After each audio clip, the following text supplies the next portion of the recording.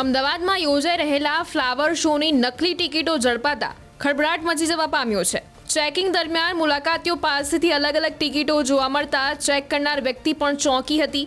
જે ટિકિટો કોર્પોરેશન દ્વારા નથી વહેંચવામાં આવતી તેવી 70 રૂપિયાના દરની 27 ટિકિટો અને 100ના દરની 25 ટિકિટ મળી આવી હતી। સમગ્ર મામલે રિવરફ્રન્ટ વેસ્ટ પોલીસ સ્ટેશનમાં ગુનો દાખલ કરવામાં આવ્યો હતો। પ્રાથમિક જાણકારી પ્રમાણે કોર્પોરેશનને આર્થિક નુકસાન પહોંચાડવાના ઈરાદાથી આ પ્રકારે નકલી ટિકિટો માર્કેટમાં વેચાઈ રહી હોવાનું અનુમાન છે। પોલીસે સમગ્ર મામલાની ગંભીરતાથી નોંધ લઈને વધુ તપાસ હાથ ધરી છે।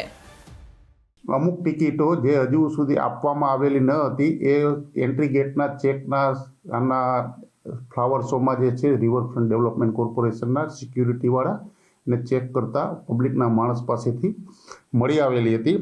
એમાં 70 જેટલી 27 ટિકિટ છે ₹70ના ભાવવાળી અને 25 ટિકિટ છે ₹100ના ભાવવાળી કુલ 52 ટિકિટો જે અનધિકૃત રીતે હોવાનું પ્રાથમિક દૃષ્ટિએ પબ્લિકના માણસ પાસે શંકાસ્પદ જણાતા એમના જે જનરલ મેનેજર દીપકભાઈ અંબેલાલ પટેલ જે છેલ્લા 4-5 વર્ષથી જનરલ મેનેજર તરીકે આ બધી વ્યવહારિક કામગીરી કરે છે એમને આવતા એમના તાબાના કર્મચારી સાથે જઈને ચેક કરતા આ બાબતે પ્રાથમિક દૃષ્ટિએ જે એજન્સી જેને છાપવા માટે આપેલી હતી એમના દ્વારા કે એમને જે માલ સપ્લાય કરેલ છે એમાંથી કોઈ જગ્યાએ અજાણ્યા માણસોએ મેળવી અને ઉપયોગ કરી અને એન્ટ્રી ગેટ માટે મળી આવેલ હોય જેમાં અમદાવાદ મ્યુનિસિપલ કોર્પોરેશને આર્થિક રીતે નાણાકીય નુકસાન થવા પામેલ હોય જે એમને કામ સોંપવામાં આવેલ હતું એજન્સીએ કે એજન્સીના માણસોએ અમદાવાદ મ્યુનિસિપલ કોર્પોરેશન સાથે વિશ્વાસઘાત અને છેતરપિંડી કર્યા અંગેનો ગુનો સાબરમતી રિવરફ્રન્ટ વેસ્ટ પોલીસ સ્ટેશનમાં પોલીસ ઇન્સ્પેક્ટર